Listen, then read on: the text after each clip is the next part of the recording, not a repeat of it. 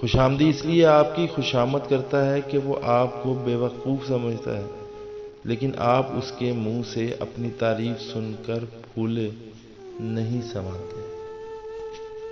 جانور کھانے پینے سے موٹا ہوتا ہے اور آدمی کانوں کے ذریعے یعنی اپنی خوشامد سن کر موٹا ہوتا ہے۔ جس شخص کو خوشامد کرنے اور قرض لینے کی ضرورت نہیں وہ سب سے بڑا دولت مند ہے۔ خوشامد کرنے والا اور اس کو سن کر خوش ہونے والا دونوں کمینے ہیں اور ایک دوسرے کو دھوکہ دیتے ہیں۔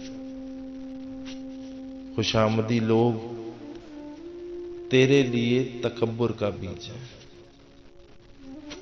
منہ پر تعریف کرنا ذبح کرنے کے مترادف ہے۔